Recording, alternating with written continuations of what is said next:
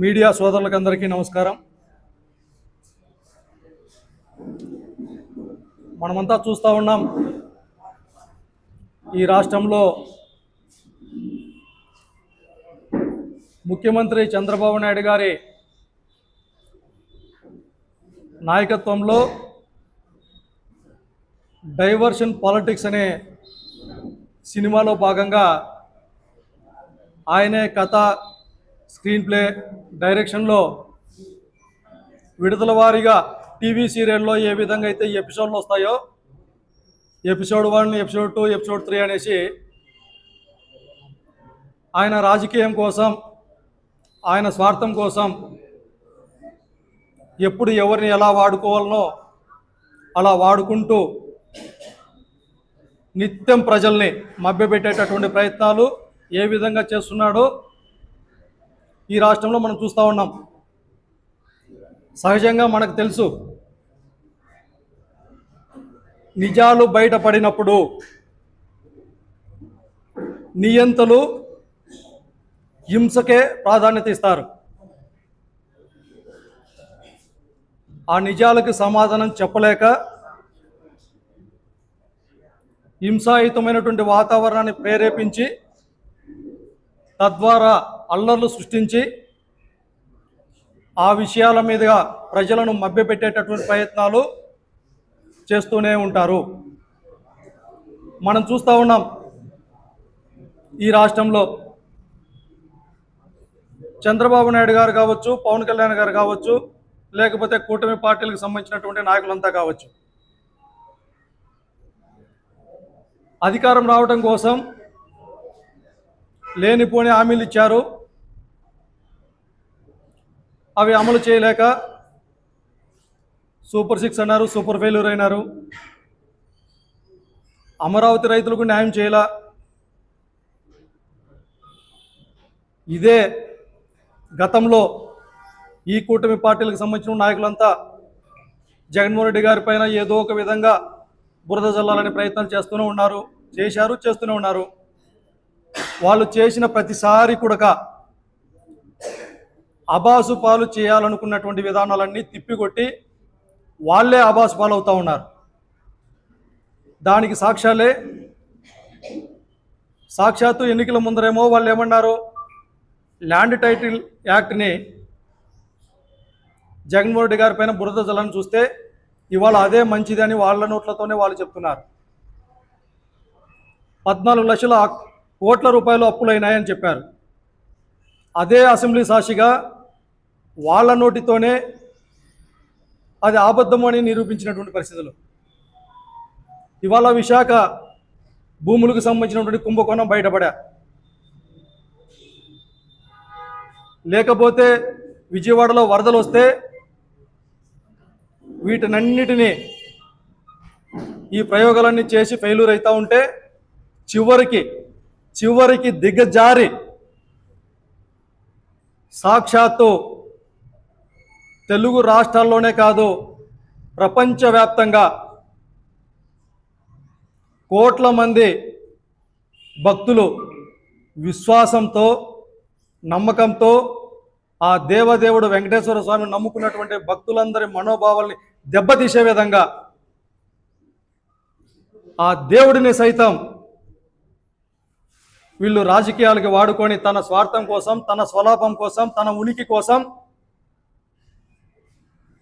హిందూ సాంప్రదాయాలను మంటగలిపేటట్టు, సనాతన ధర్మాన్ని అవహేళన చేసే విధంగా సాక్షాత్తు రాజ్యాంగబద్ధమైనటువంటి ముఖ్యమంత్రి హోదాలో ఉన్నటువంటి చంద్రబాబు నాయుడు గారు, డిప్యూటీ సీఎం హోదాలో ఉన్నటువంటి సనాతన ధర్మాన్ని నేను ఒక్కడనే కాపాడగలను అనే ప్రగల్భాలు పలికేటటువంటి పవన్ కళ్యాణ్ గారు, లేకపోతే భారత రాజ్యాంగాన్ని అభయాసం చేస్తూ ఈ రాష్ట్రంలో నా రెడ్ బుక్ రాజ్యాంగం మాత్రమే అమలు కావాలి అనేసి శాసించేటటువంటి లోకేష్ గారు, దేవుడిని నడి రోడ్డు పైకి తీసుకొని వచ్చినటువంటి పరిస్థితులు,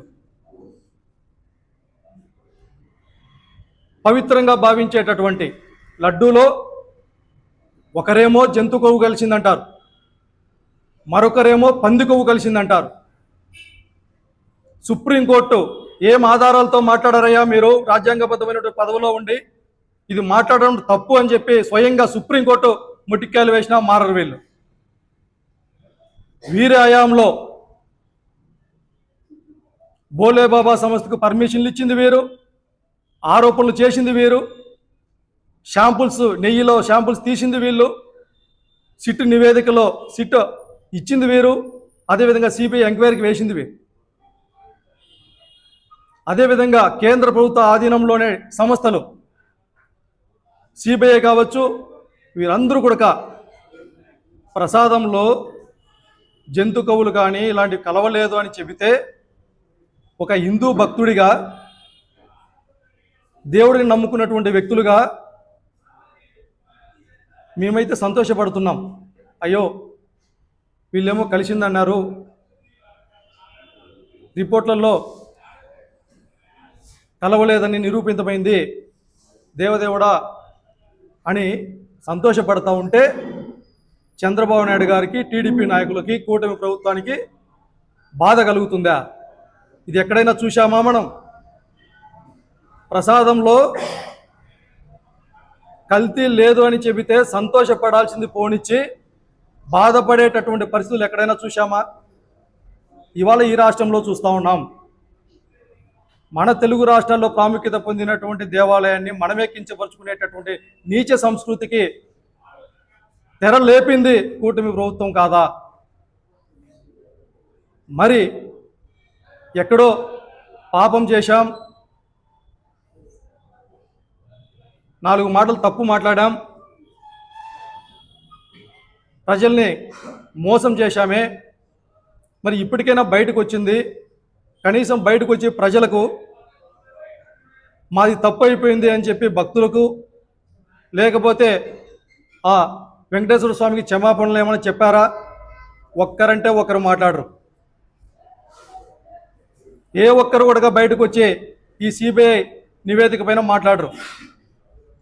మాట్లాడకపోగా మళ్ళీ పదే పదే మోసం చేయడం కోసం, ప్రజల్ని మభ్యపెట్టడం కోసం ఫ్లెక్సీలు, మా పార్టీకి సంబంధించినటువంటి నాయకులవి ఫ్లెక్సీల రూపంలో కించపరిచే విధంగా ఎక్కడ చూస్తే అక్కడ ఓటింగ్లు వేసి మరొకసారి ప్రజల్ని నమ్మబలిగేటటువంటి ప్రయత్నాలు చేయడంలో భాగంగానే మొన్న మా పార్టీకి సంబంధించినటువంటి మాజీ మంత్రి అంబటి రాంబాబు గారు కావచ్చు, కొంతమంది నాయకులు ఆ ఫ్లెక్సీల దగ్గరికి వెళ్ళి సామరస్యంగా అక్కడ ఫ్లెక్సీని చూసి బాధపడి,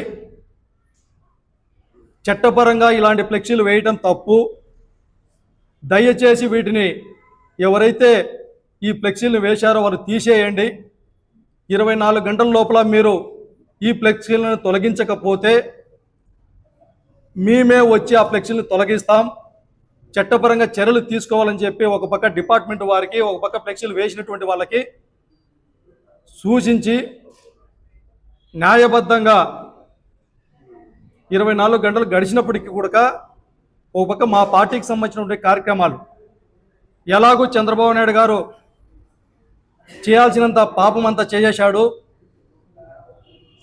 అని జగన్మోహన్ రెడ్డి గారి పైన అభాండాలు వేయటమే కాదు, సాక్షాత్తు సనాతన ధర్మాన్ని అవహేళన చేసినటువంటి వ్యక్తి చంద్రబాబు నాయుడు గారు కాబట్టి ఆ పాప పరిహరణ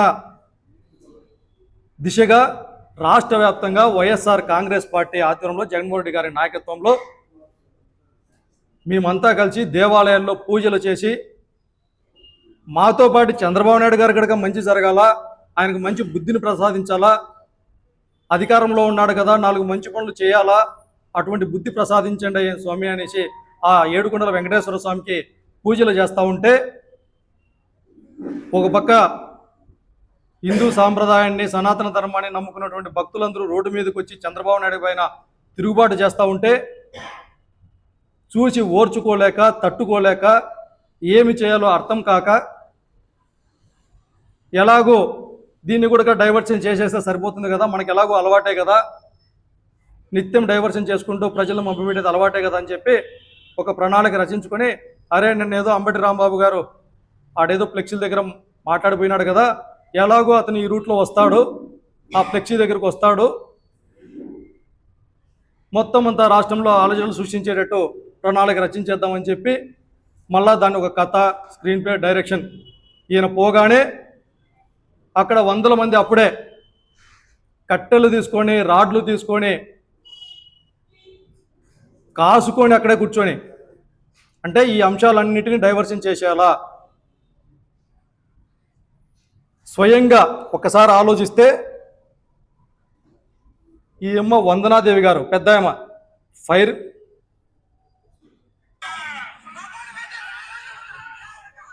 మగోడువైతే రారా లంజా కొడక, గ్రంథాలయం సంస్థ చైర్మన్ గుంటూరు జిల్లాకు సంబంధించినటువంటి ఆమె వందనాదేవి గారు అంబటి రాంబాబు గారు కారులో అక్కడికి వెళ్ళగానే వాళ్ళ సినిమా స్టార్ట్ అయింది. ఇంకా స్టార్ట్ అని ఒక మహిళ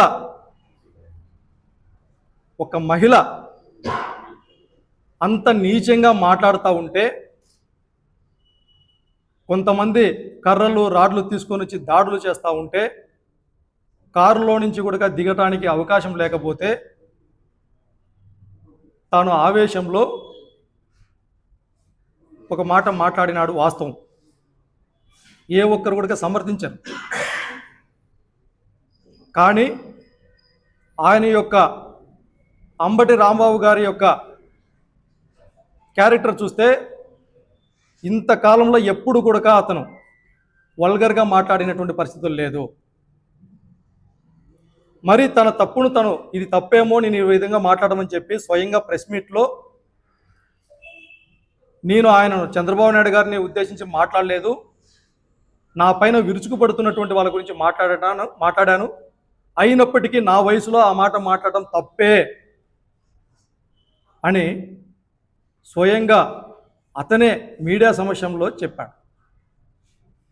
అది గడుక మనమంతా చూశాం. మరి ఒక వ్యక్తి తప్పేమో అని భావించి చెప్పినప్పటికీ వీళ్ళు వేల మంది స్వయంగా గుంటూరు జిల్లాకు సంబంధించినటువంటి మహిళా ఎమ్మెల్యే గారు కావచ్చు, రాష్ట్ర వ్యాప్తంగా చాలామంది ఎమ్మెల్యేలు, ఒక రాజ్యాంగ వ్యవస్థలో ఉన్నటువంటి వీళ్ళందరూ ఎవరైనా ఒక సినిమాల్లో వీళ్ళను వాడిని పట్టుకుంటే మీకు 50,000 రూపాయలు డబ్బులు ఇస్తాంరా అని ప్రైజ్ మనీ ప్రకటిస్తే ఎలా ఉంటుందో అలా ఒకరు పోతే ఒకరు షూలు ఎత్తితే, ఒకరు చెప్పులు ఎత్తితే, ఒకరు కట్టెలు ఎత్తితే, ఒకరు కార్లు పగల కొడితే, ఒకరు దిష్టి బొమ్మలు తగలబెడితే ఎక్కడికి పోతుంది ఈ సమాజం? ఇంత హింసన. మరి ఇదే సందర్భంలో ఒకసారి ఆలోచించండి, గతంలో పట్టాభి గారు, అయ్యన్న పాత్రుడు గారు, ఇదే ముఖ్యమంత్రి చంద్రబాబు నాయుడు గారు, పవన్ కళ్యాణ్ గారు మాట్లాడిన మాటలు ఒకసారి విందామా? స్వయంగా లోకేష్ గారు, ఒకరేమో సైకో అంటారు, ఒకరేమో చెప్పుకోవటానికి గడక మాటలు రావు. జగన్మోహన్ రెడ్డి గారికి అధికారం మాత్రమే పోయింది, చావలేదు, చంపాలి అంటారు. ఇంకొకరేమో వాళ్ళ అమ్మ, వద్దు ఆ మాటలు, ఇంకొకరేమో వాళ్ళ అమ్మమ్మ మొగుడు, ఇంకొకరేమో స్వయంగా లండన్కి పోయి ముండలని, అంత బూతు పదాలు. అంటే వాళ్ళు మాట్లాడితే శ్లోకాలు, వీళ్ళు ఎక్కడో ఒక చోట మాట దొర్లి మాట్లాడి మరీ తప్పైపోయిందని చెప్పిన బూతులు. ఇంతమంది మాట్లాడినారే, ఏ ఒక్కరైనా అంబటి రాంబాబు మాదిరిగా మీడియా సమక్షంలోకి వచ్చి మేము మాట్లాడటం తప్పే అని ఏ ఒక్కరైనా కూడా మీ మనసాక్షిగా చెప్పారా? లేదు కదా. అంటే ప్రతి విషయంలోనూ ప్రభుత్వ పరంగా ఫెయిల్యూర్ అయినప్పుడు మీ యొక్క డైవర్స్ పాలిటిక్స్లో భాగంగా మాత్రమే ఇంత పెద్ద ఎత్తున అంటే అక్కడ లేని చట్టాలు, వైఎస్ఆర్ కాంగ్రెస్ పార్టీ నాయకులకు లేనటువంటి చట్టాలు తెలుగుదేశం పార్టీ నాయకులకు మాత్రమే ఉపయోగపడతా ఉందా? ఆలోచన చేయాలి. స్వయంగా హోంమంత్రి అనిత గారు వాళ్ళ పార్టీ నాయకులకు సంబంధించి ఏదన్నా ఇలా జరిగినప్పుడు మాత్రమే అక్కగారికి మీడియా వాళ్ళు గుర్తుకొస్తారు, మాట్లాడటం వస్తుంది. ఇంతమంది దళితులపైన దాడులు జరిగినా అక్క గుర్తుకు రాలా, బీసీలపైన దాడులు జరిగినా గుర్తుకు రాలా, మైనార్టీలపైన దాడులు జరిగినా గుర్తుకు రాలా, అమ్మాయిలపైన అత్యాచారాలు జరిగినా గుర్తుకు రాలా. రాష్ట్రంలో ఇన్ని అల్లజడులు సృష్టిస్తూ ఉన్నా కూడా గంజాయి మత్తులో రాష్ట్రం అంతా కొట్టుకొని పోతా ఉన్నా కూడా అనితక్కకి గుర్తుకు రాలా. వాళ్ళ పార్టీకి సంబంధించిన నాయకుల్ని ఏదైనా అంటే మాత్రం అక్కకి అన్నీ గుర్తుకొస్తాయి. అందుకే ఈ సందర్భంగా ఈ రాష్ట్రంలో సామాన్య మనిషి బతకడానికి వీలు లేదు. భారత రాజ్యాంగ నిర్మాత డాక్టర్ బిఆర్ అంబేద్కర్ గారు రచించినటువంటి రాజ్యాంగాన్ని అపహాస్యం చేసేటటువంటి విధంగా ఈ రాష్ట్రంలో వాళ్ళకు వాళ్ళే ఒక రెడ్ బుక్ అనేటటువంటి పెట్టుకొని ప్రజలను, వ్యవస్థలను, ప్రతిపక్ష పార్టీలకు సంబంధించిన నాయకులందరినీ ఒక్కొక్కరిని ఒక్కొక్క విధంగా టార్గెట్ చేసుకుంటూ ఇబ్బందులకు గురి చేస్తూ ఉన్నారు. అందులో భాగంగానే గతంలో సోషల్ మీడియా కార్యకర్తలను అరెస్టులు చేయడం కావచ్చు, దళిత నాయకులను అరెస్టులు చేయడం కావచ్చు, బీసీ నాయకులను అరెస్టులు చేయడం కావచ్చు, ఇవాళ వాళ్ళకు వెన్నతో పెట్టినటువంటి విధంగా కాపు సామాజిక వర్గానికి సంబంధించినటువంటి నాయకుల్ని టార్గెట్ చేశారు. గతంలో వంగవీటి రాధా గారిని ఏ విధంగా హత్య చేశారో అదే విధంగా ముద్రగడ పద్మనాభం గారి పైన తునికి సంబంధించినటువంటి కేసులో ఇబ్బందులకు పెట్టి అతన్ని హతమార్చాల్సినటువంటి ప్రయత్నాలు చేశారు ఇవాళ అంబటి రాంబాబు గారు. అంటే ఒకసారి ఆలోచన చేయాలి. ప్రతిపక్ష పార్టీలలో కానీ ఈ సమాజంలో కానీ వాళ్లకు నచ్చినటువంటి విధంగా ఉంటే ఒక విధంగా ఉంటారు, వారు చేసేటటువంటి తప్పుల్ని ప్రశ్నిస్తూ ఉంటే మరొక విధంగా ఉంటారు. దీనికి ఉదాహరణే ఒక పక్కన పవన్ కళ్యాణ్ గారు, మరొక పక్కన ముద్రగడ పద్మనాభం గారు కావచ్చు, అంబటి రాంబాబు గారు కావచ్చు, లేకపోతే వంగవీటి రాధా గారు కావచ్చు. వాళ్ళ అడుగులకు మడుగులు ఒత్తుతూ ఎస్ బాస్ అంటే పవన్ కళ్యాణ్ మాదిరిగా ఎస్ బాస్ అంటే వాళ్ళని దగ్గర పెట్టుకొని అందలం ఎక్కిస్తారు. వారు చేసేటటువంటి తప్పుల్ని ప్రశ్నిస్తే ఈ విధంగా ఇండ్లపైకి దాడులు చేసి, దౌర్జన్యాలు చేసి, కేసులు పెట్టి ఇంత జరుగుతూ ఉంది కదా. మరి అతను మాట్లాడింది తప్పైనప్పుడు చట్టాలు ఉన్నాయి కదా, మరి చట్టపరంగా అతన్ని శిక్షించవచ్చు కదా. మీకు ఎలాగో కేసులు పెట్టడం, ఎలాగో అరెస్టులు చేయడం, ఎలాగో సబ్జెక్టులకు పంపించడం అలవాటే కదా. ఇంతమందిని పంపించారు. అలాగే అంబటి రాంబాబు గారు తప్పు చేసింటే, నిజంగా తప్పు చేసింటే మీకు ఎలాగో అలవాటైనటువంటి విధంగా అరెస్ట్ చేసి పంపించవచ్చు కదా. ఇంత దాడులు ఎందుకు? ఒక మనిషిని చంపడానికి ఎందుకు ప్రయత్నం చేయాలా? మరి పోలీసు వ్యవస్థ కావచ్చు ఎందుకు ఈ విధమైనటువంటి ఆలోచనలు చేస్తూ ఉంది? మరొకసారి కూడా పోలీసు వ్యవస్థకు అంతా విజ్ఞప్తి చేస్తూ ఉన్నాం. చంద్రబాబు నాయుడు గారి హయాంలో యావత్తు పోలీసు వ్యవస్థకంతా ఒక మచ్చ ఏర్పడతా ఉంది. ఆ మచ్చ మాయని మచ్చగా ఈ రాష్ట్ర చరిత్రలోనే నిలబడబోతా ఉంది. దయచేసి అర్థం చేసుకోండి. చట్టాన్ని, న్యాయాన్ని, ప్రజాస్వామ్యాన్ని కాపాడండి అనేసి అడుగుతా ఉన్నాం. అందుకే ఈ సందర్భంగా, ఈ మీడియా సందర్భంగా కేంద్ర ప్రభుత్వాన్ని కావచ్చు, రాష్ట్రపతిని కావచ్చు విజ్ఞప్తి చేస్తూ ఉన్నాం. అదేవిధంగా వైఎస్ఆర్ కాంగ్రెస్ పార్టీ తరఫున డిమాండ్ కూడా చేస్తూ ఉన్నాం. రాష్ట్రంలో పరిస్థితులన్నీ చాలా దిగజారిపోయాయి.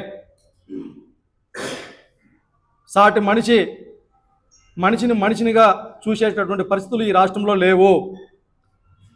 కాబట్టి రాష్ట్రపతి పాలన విధించి ఆంధ్రప్రదేశ్ రాష్ట్రాన్ని కాపాడాల్సిందిగా రాష్ట్రపతి గారికి, కేంద్ర ప్రభుత్వాన్ని కూడా అడుగుతూ ఉన్నాం. లేని పక్షంలో వైఎస్ఆర్ కాంగ్రెస్ పార్టీ నాయకులుగా మరింత ఉద్యమ శ్రీకారానికి చుట్టి మాతో పాటు ప్రజలందరూ కూడా ఇప్పటికే డిసైడ్ అయిపోయారు. ఎలాగో చంద్రబాబు నాయుడు గారిని నమ్మినాం, మోసపోయినాం. పవన్ కళ్యాణ్ గారు ఊగిపోతూ ఆవేశపడుతూ ఏదో రెచ్చగొట్టినారు. అక్కడక్కడ ఆయన మాటలక్కడికి విన్నాం. వీళ్ళిద్దరూ కలిసి సర్వనాశనం చేస్తూ ఉన్నారు ఈ రాష్ట్రాన్ని.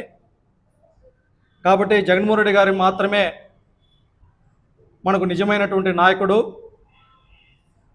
ఎన్ని ఇబ్బందులు పెట్టినా, ఎన్ని కష్టాలు పెట్టినా, ఎన్ని అభాండాలు వేసినా చిరునవ్వుతో ప్రజల పక్షాన నిలబడేటటువంటి గొప్ప నాయకుడు జగన్మోహన్ రెడ్డి గారు మాత్రమే అని చెప్పి అన్ని వర్గాల ప్రజలకు అర్థమైపోయింది. కాబట్టి ప్రజా చైతన్యం దిశగా ఒక అడుగు ముందుకేసి ముందుకు పోతామని తెలియజేస్తూ మరొకసారి కూడా టీడీపీ పార్టీ నాయకులకు అందరికీ తెలియజేస్తూ ఉన్నాం. మీరు సినిమాలో మాదిరిగా అంతగా ఆవేశపడి రోడ్ల మీదకి వచ్చి లా అండ్ ఆర్డర్ని చేతుల్లోకి తీసుకొని అల్లజడులు సృష్టించినంత మాత్రాన నిజం నిజం కాక మానదు. నిజాన్ని మీరు దాచలేరు. మీరు అన్ని రంగాలలో ఫెయిల్యూర్ అయిన మాట వాస్తవం. కానీ ఇంకా టైం ఉంది, ఇంకా 2 సంవత్సరాల టైం ఉంది. కాబట్టి దయచేసి ఇప్పటికైనా మీ నాయకుడు చంద్రబాబు నాయుడు గారికి చెప్పి, అయ్యా మేము తలెత్తుకోలేకుండా ప్రజల మధ్యలో ఇప్పుడైనా ప్రజల గురించి ఆలోచిద్దాం, 4 మంచి మాటలు చేద్దాం, మంచి పనులు చేద్దాం, ప్రజలకు ఉపయోగపడదాం. ఇలాంటి డైవర్షన్ పాలిటిక్స్ ఎన్ని చేసినా కూడా ప్రజల్ని మభ్యపెట్టలేము. గతంలో మాదిరిగా గతంలో మీరు ఏదైతే చేశారో అదే అలవాటుగా చేయొద్దండి, పరిస్థితులు మారిపోయినాయి అని మీరు కూడా మీ నాయకునికి చెప్పుకొని ఎక్కడికక్కడ 4 మంచి పనులు చేసి, అధికారం ఉంది కదా, అవకాశాలు ఉన్నాయి, ప్రజలకు ఉపయోగపడే 4 మంచి పనులు చేయాలని చేసిన సందర్భంగా తెలియజేస్తూ వారికి కూడా ఆ దేవదేవుడిని వెంకటేశ్వర స్వామిని అవకాశం చేసేటువంటి విధంలో మీరు కూడా భాగస్వాములు అయినందుకు మీరు కూడా ఒకసారి ఆ దేవదేవునికి క్షమాపణలు కోరి, భక్తులకి క్షమాపణ కోరి, కులాల పేరుతోనో, మతాల పేరుతోనో, ప్రాంతాల పేరుతోనో రాజకీయాలు చేయడం మంచిది కాదు అని చెప్పి తెలుసుకొని మీరు కూడా మసులుకుంటే బాగుంటుంది అనేసి ఈ సందర్భంగా వారికి కూడా విజ్ఞప్తి చేస్తూ తెలియజేస్తూ ఉన్నాం. మీడియా సోదరులకు అందరికీ నమస్కారం. మనమంతా చూస్తూ ఉన్నాం, ఈ రాష్ట్రంలో ముఖ్యమంత్రి చంద్రబాబు నాయుడు గారి నాయకత్వంలో డైవర్షన్ పాలిటిక్స్ అనే సినిమాలో భాగంగా ఆయనే కథ, స్క్రీన్ ప్లే, డైరెక్షన్లో విడుదల వారీగా టీవీ సీరియల్లో ఏ విధంగా అయితే ఈ ఎపిసోడ్లు వస్తాయో, ఎపిసోడ్ 1, ఎపిసోడ్ 2, ఎపిసోడ్ 3 అనేసి ఆయన రాజకీయం కోసం, ఆయన స్వార్థం కోసం ఎప్పుడు ఎవరిని ఎలా వాడుకోవాలనో అలా వాడుకుంటూ నిత్యం ప్రజల్ని మభ్యపెట్టేటటువంటి ప్రయత్నాలు ఏ విధంగా చేస్తున్నాడో ఈ రాష్ట్రంలో మనం చూస్తూ ఉన్నాం. సహజంగా మనకు తెలుసు, నిజాలు బయటపడినప్పుడు నియంతలు హింసకే ప్రాధాన్యత ఇస్తారు. ఆ నిజాలకు సమాధానం చెప్పలేక హింసాయుతమైనటువంటి వాతావరణాన్ని ప్రేరేపించి తద్వారా అల్లర్లు సృష్టించి ఆ విషయాల మీదుగా ప్రజలను మభ్యపెట్టేటటువంటి ప్రయత్నాలు చేస్తూనే ఉంటారు. మనం చూస్తూ ఉన్నాం, ఈ రాష్ట్రంలో చంద్రబాబు నాయుడు గారు కావచ్చు, పవన్ కళ్యాణ్ గారు కావచ్చు, లేకపోతే కూటమి పార్టీలకు సంబంధించినటువంటి నాయకులంతా కావచ్చు, అధికారం రావడం కోసం లేనిపోని హామీలు ఇచ్చారు. అవి అమలు చేయలేక సూపర్ 6 అన్నారు, సూపర్ ఫెయిల్యూర్ అయినారు. అమరావతి రైతులకు న్యాయం చేయలా.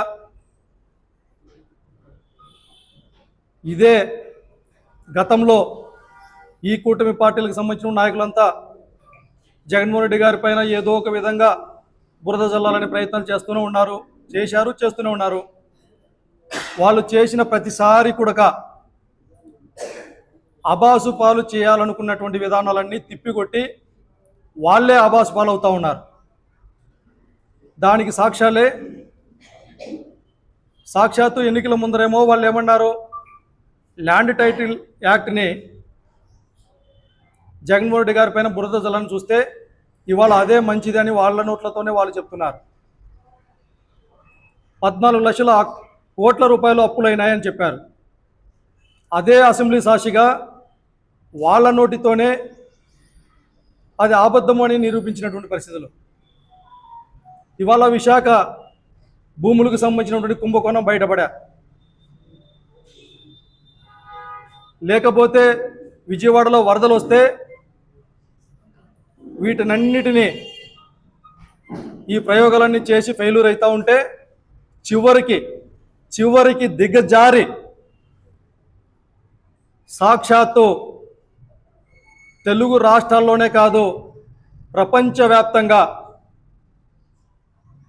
కోట్ల మంది భక్తులు విశ్వాసంతో నమ్మకంతో ఆ దేవదేవుడు వెంకటేశ్వర స్వామిని నమ్ముకున్నటువంటి భక్తులందరి మనోభావాల్ని దెబ్బతీసే విధంగా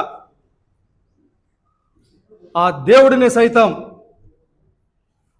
వీళ్ళు రాజకీయాలకి వాడుకొని తన స్వార్థం కోసం, తన స్వలాభం కోసం, తన ఉనికి కోసం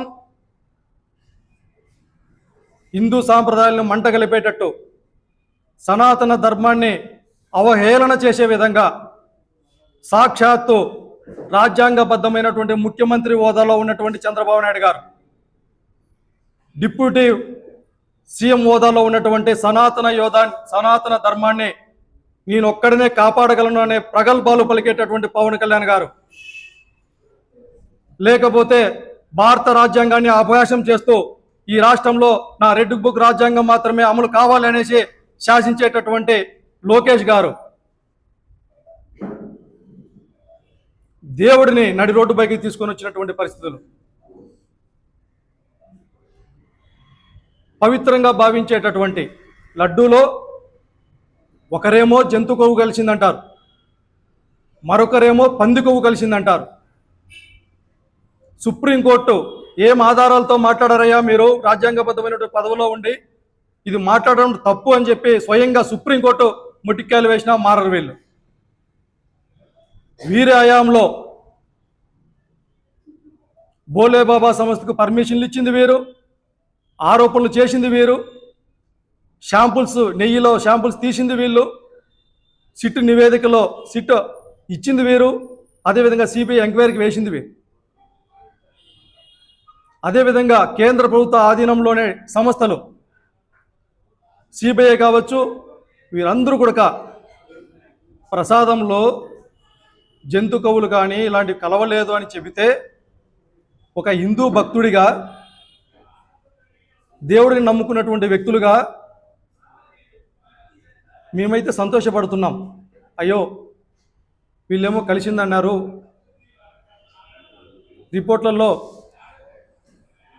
కలవలేదని నిరూపితమైంది దేవదేవుడా అని సంతోషపడతా ఉంటే చంద్రబాబు నాయుడు గారికి, టీడీపీ నాయకులకి, కూటమి ప్రభుత్వానికి బాధ కలుగుతుందా? ఇది ఎక్కడైనా చూశామా మనం? ప్రసాదంలో కల్తీ లేదు అని చెబితే సంతోషపడాల్సింది పోనిచ్చి బాధపడేటటువంటి పరిస్థితులు ఎక్కడైనా చూశామా? ఇవాళ ఈ రాష్ట్రంలో చూస్తూ ఉన్నాం. మన తెలుగు రాష్ట్రాల్లో ప్రాముఖ్యత పొందినటువంటి దేవాలయాన్ని మనమే కించపరుచుకునేటటువంటి నీచ సంస్కృతికి తెర లేపింది కూటమి ప్రభుత్వం కాదా? మరి ఎక్కడో పాపం చేశాం, 4 మాటలు తప్పు మాట్లాడాం, ప్రజల్ని మోసం చేశామే, మరి ఇప్పటికైనా బయటకు వచ్చింది, కనీసం బయటకు వచ్చి ప్రజలకు మాది తప్పు అయిపోయింది అని చెప్పి భక్తులకు, లేకపోతే ఆ వెంకటేశ్వర స్వామికి క్షమాపణలు ఏమైనా చెప్పారా? ఒక్కరంటే ఒకరు మాట్లాడరు. ఏ ఒక్కరు కూడా బయటకు వచ్చి ఈ సిబిఐ నివేదిక పైన మాట్లాడరు. మాట్లాడకపోగా మళ్ళీ పదే మోసం చేయడం కోసం, ప్రజల్ని మభ్యపెట్టడం కోసం ఫ్లెక్సీలు మా పార్టీకి సంబంధించినటువంటి నాయకులవి ఫ్లెక్సీల రూపంలో కించపరిచే విధంగా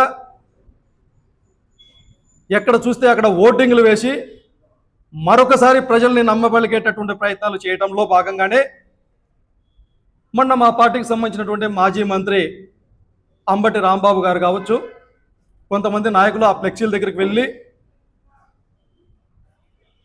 సామరస్యంగా అక్కడ ఫ్లెక్సీని చూసి బాధపడి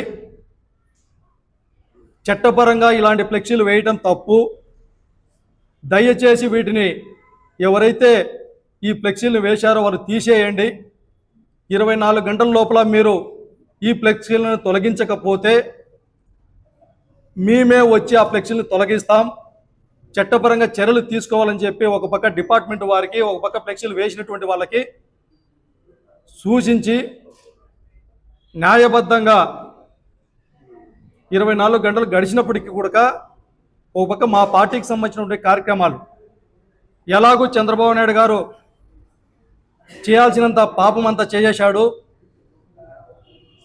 అని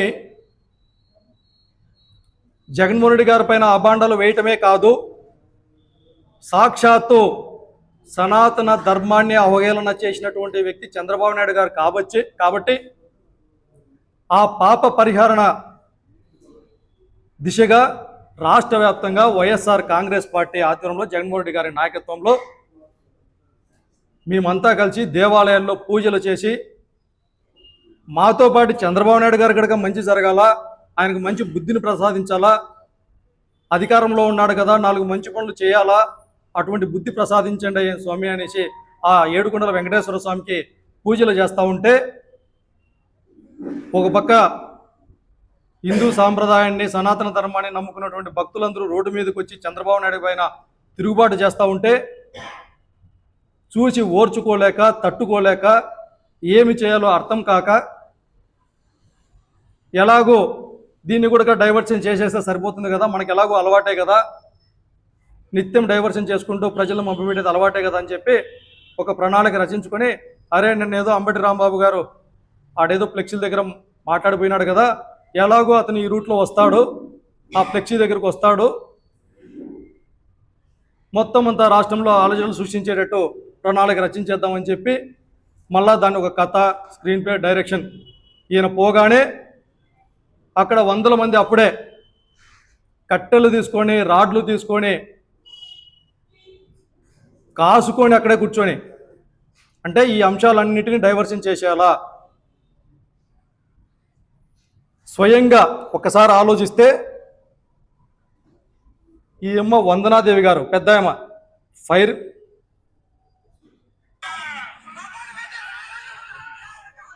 మగోడువైతే రారో లంజా కొడక, గ్రంథాలయం సంస్థ చైర్మన్ గుంటూరు జిల్లాకు సంబంధించినటువంటి ఆమె వందనాదేవి గారు అంబటి రాంబాబు గారు కారులో అక్కడికి వెళ్ళగానే వాళ్ళ సినిమా స్టార్ట్ అయింది. ఇంకా స్టార్ట్ అని ఒక మహిళ అంత నీచంగా మాట్లాడుతూ ఉంటే కొంతమంది కర్రలు రాడ్లు తీసుకొని వచ్చి దాడులు చేస్తూ ఉంటే కారులో నుంచి కూడా దిగటానికి అవకాశం లేకపోతే తాను ఆవేశంలో ఒక మాట మాట్లాడినాడు. వాస్తవం, ఏ ఒక్కరు కూడా సమర్థించారు. కానీ ఆయన యొక్క అంబటి రాంబాబు గారి యొక్క క్యారెక్టర్ చూస్తే ఇంతకాలంలో ఎప్పుడు కూడా అతను వల్గర్గా మాట్లాడినటువంటి పరిస్థితులు లేదు. మరి తన తప్పును తను ఇది తప్పేమో నేను ఈ విధంగా మాట్లాడమని చెప్పి స్వయంగా ప్రెస్ మీట్లో నేను ఆయనను చంద్రబాబు నాయుడు గారిని ఉద్దేశించి మాట్లాడలేదు, నా పైన విరుచుకుపడుతున్నటువంటి వాళ్ళ గురించి మాట్లాడాను, అయినప్పటికీ నా వయసులో ఆ మాట మాట్లాడడం తప్పే అని స్వయంగా అతనే మీడియా సమక్షంలో చెప్పాడు. అది కూడా మనమంతా చూశాం. మరి ఒక వ్యక్తి తప్పేమో అని భావించి చెప్పినప్పటికీ వీళ్ళు వేల మంది స్వయంగా గుంటూరు జిల్లాకు సంబంధించినటువంటి మహిళా ఎమ్మెల్యే గారు కావచ్చు, రాష్ట్ర వ్యాప్తంగా చాలామంది ఎమ్మెల్యేలు, ఒక రాజ్యాంగ వ్యవస్థలో ఉన్నటువంటి వీళ్ళందరూ ఎవరైనా ఒక సినిమాల్లో వీళ్ళను వాడిని పట్టుకుంటే మీకు 50,000 రూపాయలు డబ్బులు ఇస్తాంరా అని ప్రైజ్ మనీ ప్రకటిస్తే ఎలా ఉంటుందో అలా ఒకరు పోతే ఒకరు షూలు ఎత్తితే, ఒకరు చెప్పులు ఎత్తితే, ఒకరు కట్టెలు ఎత్తితే, ఒకరు కార్లు పగల కొడితే, ఒకరు దిష్టి బొమ్మలు తగలబెడితే ఎక్కడికి పోతుంది ఈ సమాజం? ఇంత హింసన? మరి ఇదే సందర్భంలో ఒకసారి ఆలోచించండి, గతంలో పట్టాభి గారు, అయ్యన్న పాత్రుడు గారు, ఇదే ముఖ్యమంత్రి చంద్రబాబు నాయుడు గారు, పవన్ కళ్యాణ్ గారు మాట్లాడిన మాటలు ఒకసారి విందామా? స్వయంగా లోకేష్ గారు ఒకరేమో సైకో అంటారు, ఒకరేమో చెప్పుకోవటానికి గడక మాటలు రావు. జగన్మోహన్ రెడ్డి గారికి అధికారం మాత్రమే పోయింది, చావలేదు, చంపాలి అంటారు. ఇంకొకరేమో వాళ్ళ అమ్మ, వద్దు ఆ మాటలు, ఇంకొకరేమో వాళ్ళ అమ్మమ్మ మొగుడు, ఇంకొకరేమో స్వయంగా లండన్కి పోయి ముండలనే అంత బూతు పదాలు. అంటే వాళ్ళు మాట్లాడితే శ్లోకాలు, వీళ్ళు ఎక్కడో ఒక చోట మాట దొర్లి మాట్లాడి మరీ తప్పైపోయిందని చెప్పిన బూతులు. ఇంతమంది మాట్లాడినారే, ఏ ఒక్కరైనా అంబటి రాంబాబు మాదిరిగా మీడియా సమక్షంలోకి వచ్చి మేము మాట్లాడటం తప్పే అని ఏ ఒక్కరైనా కూడా మీ మనసాక్షిగా చెప్పారా? లేదు కదా. అంటే ప్రతి విషయంలోనూ ప్రభుత్వ పరంగా ఫెయిల్యూర్ అయినప్పుడు మీ యొక్క డైవర్స్ పాలిటిక్స్లో భాగంగా మాత్రమే ఇంత పెద్ద ఎత్తున అంటే అక్కడ లేని చట్టాలు, వైఎస్ఆర్ కాంగ్రెస్ పార్టీ నాయకులకు లేనటువంటి చట్టాలు తెలుగుదేశం పార్టీ నాయకులకు మాత్రమే ఉపయోగపడతా ఉందా? ఆలోచన చేయాలి.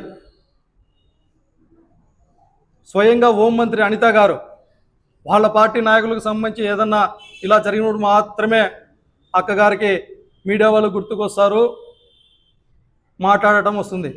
ఇంతమంది దళితులపైన దాడులు జరిగినా అక్క గుర్తుకు రాలా, బీసీలపైన దాడులు జరిగినా గుర్తుకు రాలా, మైనార్టీలపైన దాడులు జరిగినా గుర్తుకు రాలా, అమ్మాయిలపైన అత్యాచారాలు జరిగినా గుర్తుకు రాలా. రాష్ట్రంలో ఇన్ని అల్లజడులు సృష్టిస్తూ ఉన్నా కూడా, గంజాయి మత్తులో రాష్ట్రం అంతా కొట్టుకొని పోతూ ఉన్నా కూడా అనితక్కకి గుర్తుకు రాలా. వాళ్ళ పార్టీకి సంబంధించిన నాయకుల్ని ఏదైనా అంటే మాత్రం అక్కకి అన్నీ గుర్తుకొస్తాయి. అందుకే ఈ సందర్భంగా ఈ రాష్ట్రంలో సామాన్య మనిషి బతకడానికి వీలు లేదు. భారత రాజ్యాంగ నిర్మాత డాక్టర్ బిఆర్ అంబేద్కర్ గారు రచించినటువంటి రాజ్యాంగాన్ని అపహాస్యం చేసేటటువంటి విధంగా ఈ రాష్ట్రంలో వాళ్ళే ఒక రెడ్ బుక్ అనేటటువంటి పెట్టుకొని ప్రజలను, వ్యవస్థలను, ప్రతిపక్ష పార్టీలకు సంబంధించిన నాయకులందరినీ ఒక్కొక్కరిని ఒక్కొక్క విధంగా టార్గెట్ చేసుకుంటూ ఇబ్బందులకు గురి చేస్తూ ఉన్నారు. అందులో భాగంగానే గతంలో సోషల్ మీడియా కార్యకర్తలను అరెస్టులు చేయడం కావచ్చు, దళిత నాయకులను అరెస్టులు చేయడం కావచ్చు, బీసీ నాయకులను అరెస్టులు చేయడం కావచ్చు, ఇవాళ వాళ్ళకు వెన్నతో పెట్టినటువంటి విధంగా కాపు సామాజిక వర్గానికి సంబంధించినటువంటి నాయకుల్ని టార్గెట్ చేశారు. గతంలో వంగవీటి రాధా గారిని ఏ విధంగా హత్య చేశారో అదే విధంగా ముద్రగడ పద్మనాభం గారి పైన తునికి సంబంధించినటువంటి కేసులో ఇబ్బందులకు పెట్టి అతన్ని హతమార్చాల్సినటువంటి ప్రయత్నాలు చేశారు ఇవాళ అంబటి రాంబాబు గారు. అంటే ఒకసారి ఆలోచన చేయాలి. ప్రతిపక్ష పార్టీలలో కానీ ఈ సమాజంలో కానీ వాళ్లకు నచ్చినటువంటి విధంగా ఉంటే ఒక విధంగా ఉంటారు, వారు చేసేటటువంటి తప్పుల్ని ప్రశ్నిస్తూ ఉంటే మరొక విధంగా ఉంటారు. దీనికి ఉదాహరణే ఒక పక్కన పవన్ కళ్యాణ్ గారు, మరొక పక్కన ముద్రగడ పద్మనాభం గారు కావచ్చు, అంబటి రాంబాబు గారు కావచ్చు, లేకపోతే వంగవీటి రాధా గారు కావచ్చు. వాళ్ళ అడుగులకు మడుగులొత్తుతూ ఎస్ బాస్ అంటే పవన్ కళ్యాణ్ మాదిరిగా ఎస్ బాస్ అంటే వాళ్ళని దగ్గర పెట్టుకొని అందలం ఎక్కిస్తారు. వారు చేసేటటువంటి తప్పుల్ని ప్రశ్నిస్తే ఈ విధంగా ఇండ్లపైకి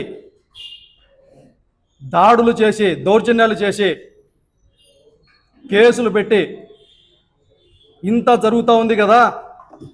మరి అతను మాట్లాడింది తప్పైనప్పుడు చట్టాలు ఉన్నాయి కదా,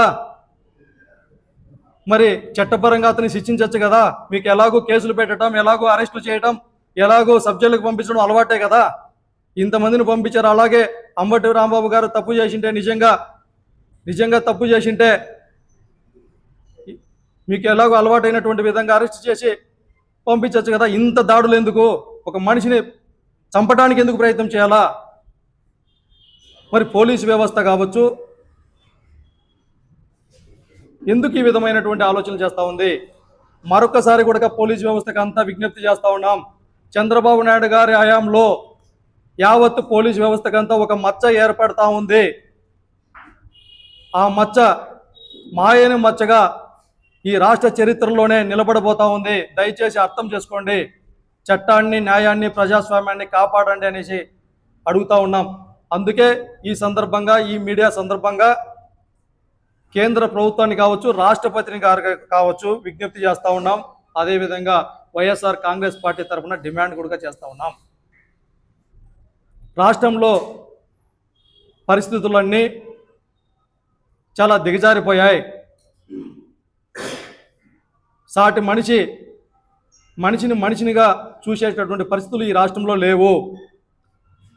కాబట్టి రాష్ట్రపతి పాలన విధించి ఆంధ్రప్రదేశ్ రాష్ట్రాన్ని కాపాడాల్సిందిగా రాష్ట్రపతి గారికి, కేంద్ర ప్రభుత్వాన్ని కూడా అడుగుతూ ఉన్నాం. లేని పక్షంలో వైఎస్ఆర్ కాంగ్రెస్ పార్టీ నాయకులుగా మరింత ఉద్యమ శ్రీకారానికి చుట్టి మాతో పాటు ప్రజలందరూ కూడా ఇప్పటికే డిసైడ్ అయిపోయారు. ఎలాగో చంద్రబాబు నాయుడు గారిని నమ్మినాం, మోసపోయినాం. పవన్ కళ్యాణ్ గారు ఊగిపోతూ, ఆవేశపడుతూ ఏదో రెచ్చగొట్టినారు. అక్కడక్కడ ఆయన మాటలకు విన్నాం. వీళ్ళిద్దరూ కలిసి సర్వనాశనం చేస్తూ ఉన్నారు ఈ రాష్ట్రాన్ని. కాబట్టి జగన్మోహన్ రెడ్డి గారు మాత్రమే మనకు నిజమైనటువంటి నాయకుడు. ఎన్ని ఇబ్బందులు పెట్టినా, ఎన్ని కష్టాలు పెట్టినా, ఎన్ని అభాండాలు వేసినా చిరునవ్వుతో ప్రజల పక్షాన నిలబడేటటువంటి గొప్ప నాయకుడు జగన్మోహన్ రెడ్డి గారు మాత్రమే అని చెప్పి అన్ని వర్గాల ప్రజలకు అర్థమైపోయింది. కాబట్టి ప్రజా చైతన్యం దిశగా ఒక అడుగు ముందుకేసి ముందుకు పోతామని తెలియజేస్తూ మరొకసారి కూడా టీడీపీ పార్టీ నాయకులకు అందరికీ తెలియజేస్తూ ఉన్నాం. మీరు సినిమాలో మాదిరిగా అంతగా ఆవేశపడి రోడ్ల మీదకి వచ్చి లా అండ్ ఆర్డర్ని చేతుల్లోకి తీసుకొని అల్లజడులు సృష్టించినంత మాత్రాన నిజం కాక మానదు. నిజాన్ని మీరు దాచలేరు. మీరు అన్ని రంగాలలో ఫెయిల్యూర్ అయిన మాట వాస్తవం. కానీ ఇంకా టైం ఉంది, ఇంకా 2 సంవత్సరాల టైం ఉంది. కాబట్టి దయచేసి ఇప్పటికైనా మీ నాయకుడు చంద్రబాబు నాయుడు గారికి చెప్పి, అయ్యా మేము తలెత్తుకోలేకుండా ప్రజల మధ్యలో ఇప్పుడైనా ప్రజల గురించి ఆలోచిద్దాం, 4 మంచి మాటలు చేద్దాం, మంచి పనులు చేద్దాం, ప్రజలకు ఉపయోగపడదాం. ఇలాంటి డైవర్షన్ పాలిటిక్స్ ఎన్ని చేసినా కూడా ప్రజల్ని మభ్యపెట్టలేము. గతంలో మాదిరిగా గతంలో మీరు ఏదైతే చేశారో అదే అలవాటుగా చేయొద్దండి, పరిస్థితులు మారిపోయినాయి అని మీరు కూడా మీ నాయకునికి చెప్పుకొని ఎక్కడికక్కడ 4 మంచి పనులు చేసి, అధికారం ఉంది కదా, అవకాశాలు ఉన్నాయి, ప్రజలకు ఉపయోగపడే 4 మంచి పనులు చేయాలని చేసి సందర్భంగా తెలియజేస్తూ